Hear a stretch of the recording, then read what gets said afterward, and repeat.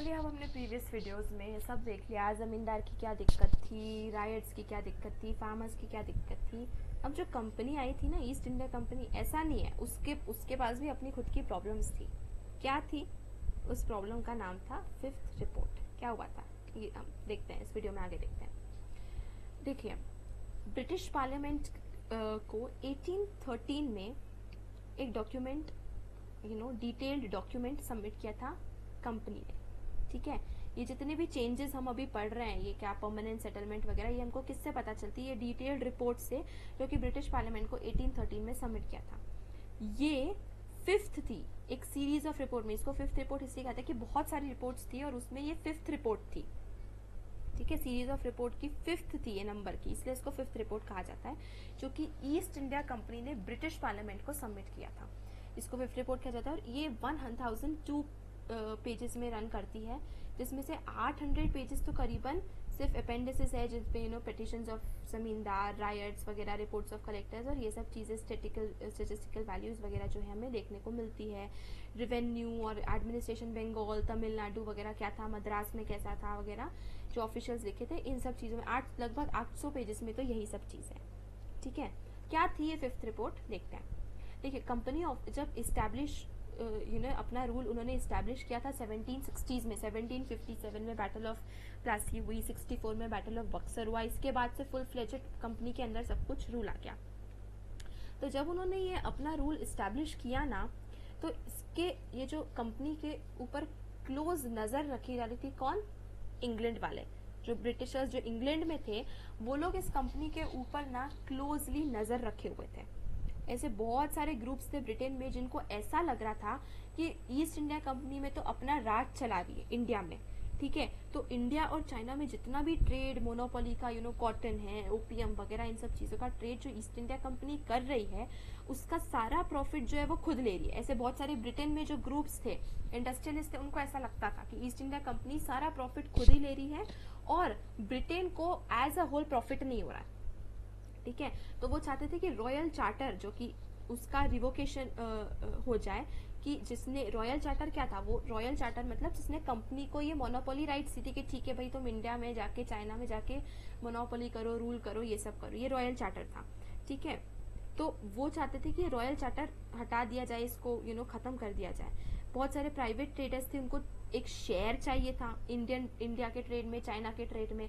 और इंडस्ट्रियलिस्ट जो थे वो चाहते थे कि यार जैसे कंपनी को मौका मिला तो हमें भी एक मौका मिले, हम भी जाके इंडिया में रूल करें, हमें भी उसका प्रॉफिट का एक शेयर मिले। ठीक है, बहुत सारे पॉलिटिकल ग्रुप्स को ये लगता था कि ये जो बंगाल के ऊपर राज कर रही है ईस्ट इंडिया कंपनी, ये सिर्फ कंपनी को फायदा दे रहा है और ब्रिटेन नेशन को एज अ होल फायदा नहीं मिल रहा है। मतलब सिर्फ कंपनी का प्रॉफिट हो रहा है, ब्रिटेन पूरी जो कंट्री नेशन है उसको फायदा नहीं हो रहा है।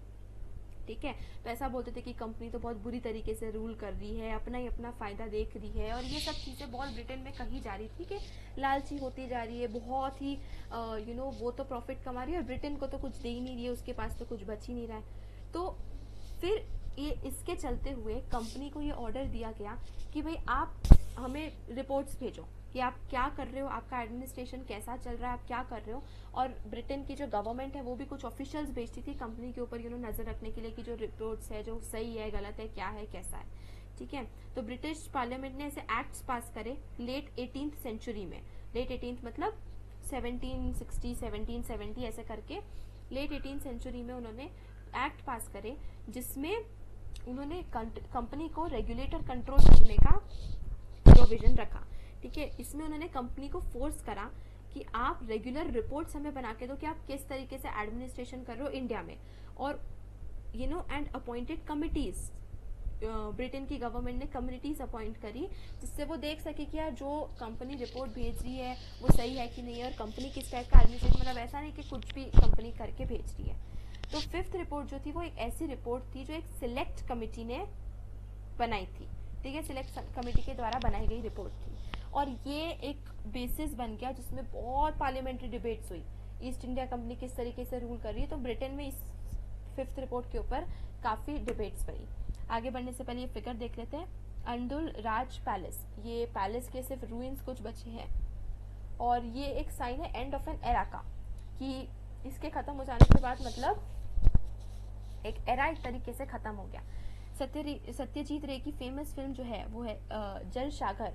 वो ये जमींदारी जो स्टाइल ऑफ लिविंग है, जमींदार के डिक्लाइन के ऊपर ही बनी। हम कहते हैं ना कि जमींदारी का डिक्लाइन हो गया, मतलब एक पूरे एरा का डिक्लाइन हो गया, ठीक है। और ये जो जल सागर है वो इस अंदुल राज पैलेस में ही शूट की गई, और ये बताते हैं कि किस तरीके से जमींदार धीरे धीरे करके डिक्लाइन हो गए। अब देखिए हम फिफ्थ रिपोर्ट पे वापस आ जाते हैं। Over a century and a half, fifth report जो थी उसने हमारा कंसेप्शन ऐसे बताया कि रूरल बंगाल में क्या हुआ लेट 18th सेंचुरी में। मतलब फिफ्थ रिपोर्ट से हमें पता चला कि बंगाल में क्या हुआ, ये परमानेंट सेटलमेंट वगैरह, ये इनके बारे में हमें इससे फिफ्थ रिपोर्ट से काफ़ी पता चला, ठीक है। और जो फिफ्थ रिपोर्ट से हमें पता चला है वो काफ़ी इनवैल्यूएबल है, बहुत ही प्रेशियस है। लेकिन एक प्रॉब्लम है, ये जो ऑफिशियल रिपोर्ट्स है ना, इनको बहुत ध्यान से पढ़ना पड़ेगा। हमें ये पढ़ना पड़ेगा, बहुत ध्यान से देखना पड़ेगा, समझना पड़ेगा कि ये रिपोर्ट्स किसने लिखी है, किसके पॉइंट ऑफ व्यू से है, क्यों लिखी गई है, इसको हमें समझना पड़ेगा। जो रिपोर्ट में लिखा है फिफ्थ रिपोर्ट में, वो हम एज इट इज़ बिल्कुल वर्ड टू वर्ड नहीं ले सकते, क्योंकि उसमें भी बायस है, उसमें सभी चीज़ें सच नहीं है। कैसे नहीं है? क्योंकि देखिए अभी रिसेंटली जो रिसर्चेस की गई उससे हमें पता चलता है कि जो फिफ्थ रिपोर्ट ने हमें बताया है वो हम बिल्कुल ऐसे बिना सोचे समझे उसको एक्सेप्ट नहीं कर सकते। क्यों नहीं कर सकते? क्योंकि देखिए रिसर्चर्स ने बंगाल के जमींदार जो थे और जो लोकल रिकॉर्ड्स थे उनके बारे में भी पढ़ा है, ठीक है। जो ऑफ द डिस्ट्रिक्ट जो जमींदार के पास जो उनके रिकॉर्ड्स थे उसके बारे में उन्होंने पढ़ा है।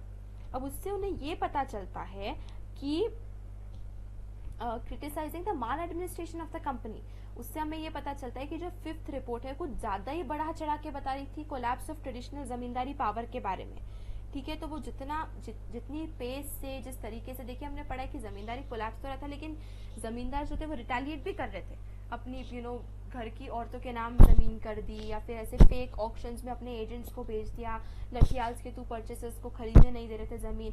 तो भले ही वो कोलैप्स रही थी, लेकिन जमींदार भी रिटेलिएट कर रहे थे और उन्होंने एकदम पावर नहीं छोड़ी। तो उन्होंने क्या, फिफ्थ रिपोर्ट ने कुछ ज्यादा ही पढ़ा दिया कि जमींदारी तो बिल्कुल खत्म हो गया, ओवर एग्जैजरेट करके बता दिया कि जमींदारी सिस्टम ही खत्म हो गया, जबकि ऐसा नहीं था। उनके पास अभी भी कुछ पावर थी और उन्होंने एकदम पावर हटने नहीं दी। तो हमने जैसे देखा कि जमींदार ने अपनी पावर रिटेन करके रखी। तो ये कुछ ऐसे एविडेंस हमें ये जमींदार के रिकॉर्ड से, लोकल रिकॉर्ड से मिला है कि फिफ्थ रिपोर्ट में जो लिखा है वो हम एज इट इज नहीं ले सकते, ठीक है। अब फ्रॉम द फिफ्थ रिपोर्ट हम छोटा सा एक पार्ट देखते हैं, का एक पार्ट है। तो ये क्या कहता है? देखिए इसमें कहता है कि revenue was not realised with punctuality and lands to considerable extent were periodically exposed to sale by auction. मतलब जमींदार को जो कहा गया था कि आपको रेवेन्यू पंक्चुअली देना है, पे करना है, वो उन्होंने नहीं किया था, टाइम पर वो नहीं किया था, फॉल्टर करते थे पेमेंट्स में। और ऐसा देखा जाता था कि इस वजह से बहुत जल्दी, मतलब बहुत ऑफन जो है वो लैंड जो है वो एक्सपोज किए जाते थे सेल के लिए, मतलब ऑक्शन किए जाते थे, नीलाम किए जाते थे, ठीक है। अब उन्होंने क्या करा है कि 13th सेंचुरी और 18th सेंचुरी का यहाँ पे थोड़ा सा कंपैरिजन करा है, जैसे कि यहाँ पर आपके फिगर्स में देख सकते हैं, ठीक है। लैंड की एक्चुअल वैल्यू जो थी वो इतनी थी 26 समथिंग समथिंग समथिंग, जितनी बेची गई वो इतने रुपए में बेची गई 22 समथिंग समथिंग, और जितना परचेस मनी आया वो 21 समथिंग समथिंग आया। तो कहने का मतलब ये है कि 13th सेंचुरी में लैंड की प्राइसेस ये थी, और 13th सेंचुरी के फिगर्स में अगर हम देखा जाए, इतना लैंड था जो सेल करना था, इतना उसकी कीमत ये थी, उसको बेचा इतने में गया और उसके पैसे इतने मिले। तो ये बता रहे हैं कि किस तरीके से डिक्लाइन हो रहा है उनका, कि मतलब एक्चुअल उसकी कीमत क्या थी और उनको एक्चुअल पैसे कितने मिले, ठीक है। तो ये मतलब 26 और 21 ये फिगर, मतलब आगे जो और भी मनी लिखी हुई है 66191 एक्सेट्रा वगैरह में, आगे के फिगर्स आप कंपेयर करें तो 26 और 21 एक्चुअल उसकी प्राइस 13th सेंचुरी में इतनी थी और मिली उनको एक्चुअल इतनी 21 मिली है। तो ये वो बता रहे थे कि किस तरीके से, मतलब ऑक्शन में किस तरीके से फिक्शियस सेल्स हो रहे थे, किस तरीके से माल प्रैक्टिस हो रहा था इसका।